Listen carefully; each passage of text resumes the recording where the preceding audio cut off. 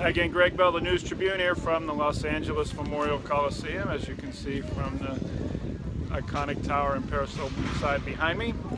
Seahawks with a huge win today, no doubt about it. They could have been 2 games back in the division. Instead, they're tied with the Rams at 3-2 going into a bye after 16-10. They hold what was the highest scoring offense in the NFL at 35.5 points a game to just 10. And Earl Thomas was a huge reason for that. Thomas knocking the ball from Todd Gurley's hand with a karate chop at the arm here at this goal line in the first quarter as Gurley was reaching to the pylon to score a touchdown on a run around left end. So instead of a 7-0 Rams lead, it was a touchback and the Seahawks ball in a scoreless game into the second quarter. Then Thomas intercepted an uncharacteristically wild Jared Goff, who way overthrew his receiver in the fourth quarter. He was everywhere, as he normally is, but when in a game of this magnitude with the offense for the Seahawks once again struggling, Thomas came up huge. So did Sheldon Richardson, the defensive tackle, with very athletic play, turning around and making a diving catch for an interception of a Goff screen pass that was thrown too high off of Todd Gurley's fingertips. Sheldon Richardson also scooped up the fumble that Frank Clark, a native here of Los Angeles, grew up in the Baldwin Village neighborhood of LA, one of the roughest sections of town. Clark came in free, said he'd been setting up Andre Whitworth, the 35-year-old free agent tackle the Rams got to upgrade their line from Cincinnati this offseason. Had been setting up Whitworth the entire game for that move, faking inside and going outside, completely beat Whitworth flat-footed, had a free shot on Goff, who never saw him coming, knocked the ball out before Goff could raise it to throw. Richardson picked it up. The Rams got inside the Seahawks 20, the red zone, 5 times and ended up with just 3 points. That's how good the defense was, forcing 4 turnovers, plus a 5th turnover Seattle got when Tavon Austin muffed a fair catch on a punt in the second half. The offense, once again, they are what they are at this point, I'm afraid. They could not move the ball with any kind of consistency. They could not run the ball again. Deep into the fourth quarter, they had 51 yards rushing and 27 by their running backs. Russell Wilson again accounting for a lion's share of the running on scrambles. Wilson got sacked 3 more times, got hit 11 times.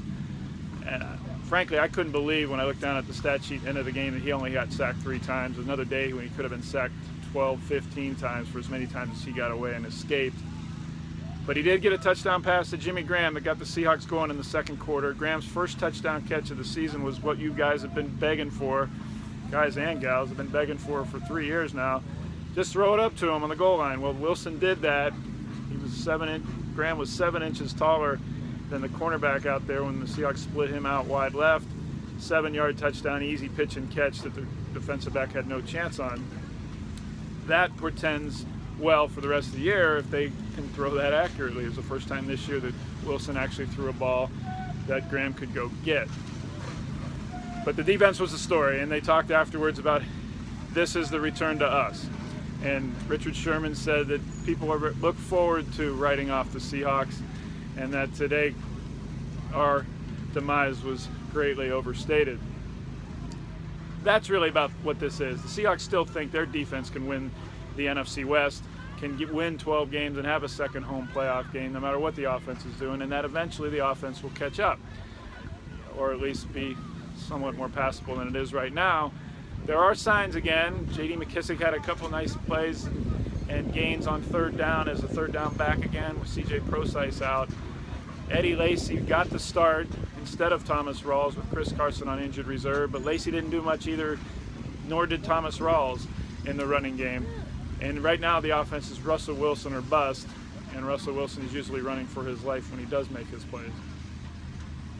Before the game, a different Seahawks national anthem approach today from the defensive line. Michael Bennett and friends stood instead of sitting. Bennett stood for the first time any of this preseason or regular season, and the defensive linemen stood with their arms interlocked behind him. I didn't get a chance to talk with Bennett, who has a sore foot, but Carroll thinks he's going to be okay with this bye week coming up. But Frank Clark, fellow defensive lineman, said today was not the day to sit, and that they stood for the anthem to honor those who lost their lives and the first responders in Las Vegas last week, a week ago today. So the Seahawks stood for the anthem with their arms interlocked behind their backs. Clark, a huge day, as I said. local kid growing up from Baldwinville and grew up here in Baldwin Village, a tough part of Los Angeles. He said he'd been setting Whitworth up for that play, and it was a play that was one of the decisive ones of the game. Now the Seahawks are tied at the division at 3-2 instead of 2 games back of the Rams. The Seahawks head into a bye before they play at the New York Giants in 2 weeks. The Giants have been struggling all season, 0-4, entering Sunday with all kinds of issues on both offense and defense, and their own offensive line issues as well. The linen suit I wanted to mention, Richard Sherman went on and on about how nappily attired the linen suit was. On an 80-degree day in October, you can get away with that. Just throw that in there so my 14-year-old daughter can see that a 46-year-old dad can be somewhat chic. Thank you very much. You can watch my coverage all week long, including all tonight as I head back towards Seattle at thenewstribune.com and at gbellseattle on Twitter.